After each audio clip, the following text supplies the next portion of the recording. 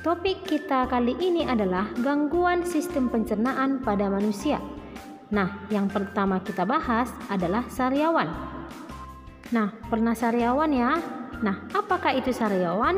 Silahkan simak animasi berikut ya.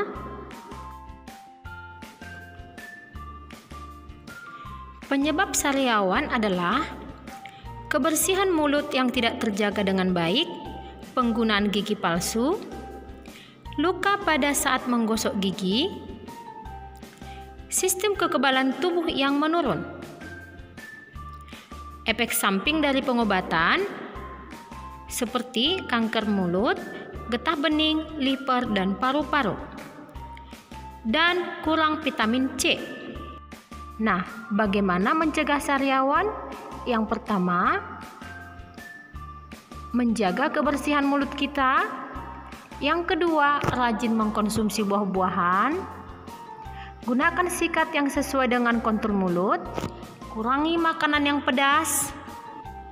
Hindari makanan bertekstur keras dan cek rutin ke dokter gigi. Nah, selanjutnya kita bahas tentang gastritis atau penyakit MAH. Gastritis atau MAH. Lambung mempunyai pelindung di bagian dinding dalam. Lapisan inilah yang berfungsi agar cairan asam lambung tidak menyentuh dinding lambung dan merusaknya. Bila cairan asam lambung menyentuh dinding lambung, maka akan terjadi peradangan, kemudian akan menyebabkan penyakit MAH atau yang biasa kita sebut dengan gastritis.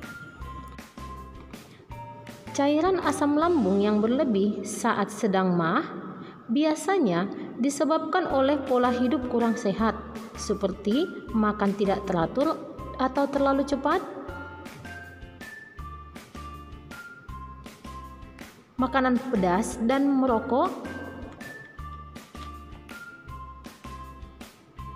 terlalu banyak minum kopi atau minuman beralkohol, hingga stres berlebihan. Kasus tertentu juga dapat mengakibatkan MAH, seperti kehamilan, keracunan makanan,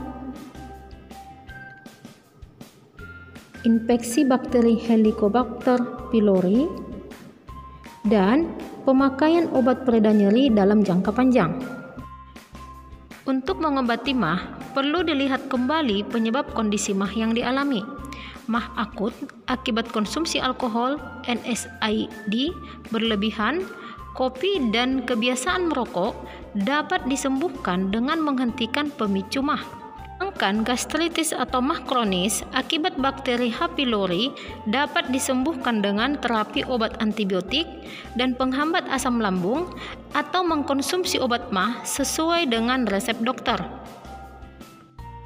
Kita lanjut membahas diare. Apa itu diare? Diare adalah keadaan buang air besar yang terlalu sering dengan feses banyak mengandung air. Diare biasanya disebabkan infeksi bakteri atau protozoa. Infeksi bakteri ini dapat menyebabkan laju peristaltik dinding usus besar meningkat, sehingga proses penyerapan air pada sisa makanan atau feses di dalam usus besar berkurang. Nah, inilah yang menyebabkan feses pada penderita diare menjadi cair. Nah, bagaimana mencegah diare? Yang pertama, hindari makanan dan minuman yang tidak bersih.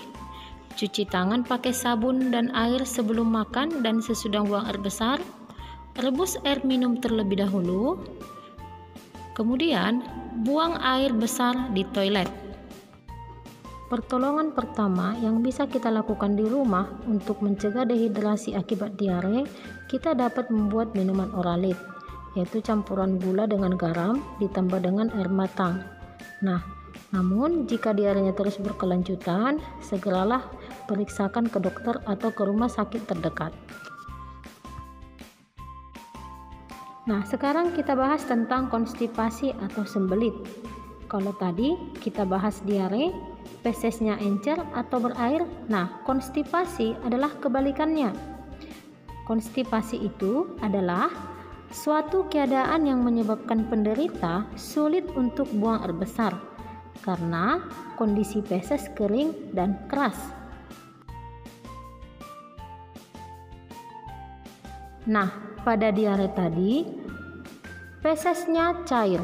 Itu karena laju gerak peristaltik usus besar kita meningkat atau cepat.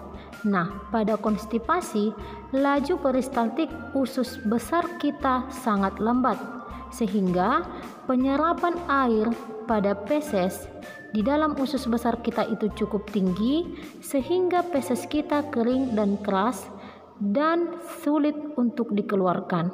Nah, hal ini dapat terjadi apabila kita suka menunda-nunda buang air besar dan makanan yang kita makan kurang mengandung serat. Nah, supaya kita terhindar dari konstipasi, jangan menunda-nunda buang air besar, banyak minum air, dan banyak makan makanan yang berserat seperti sayur dan buah-buahan. Demikianlah materi kita pada kali ini. Mudah-mudahan anak-anak di rumah dapat melakukan pola hidup sehat dan tetap semangat untuk belajar. Salam sehat.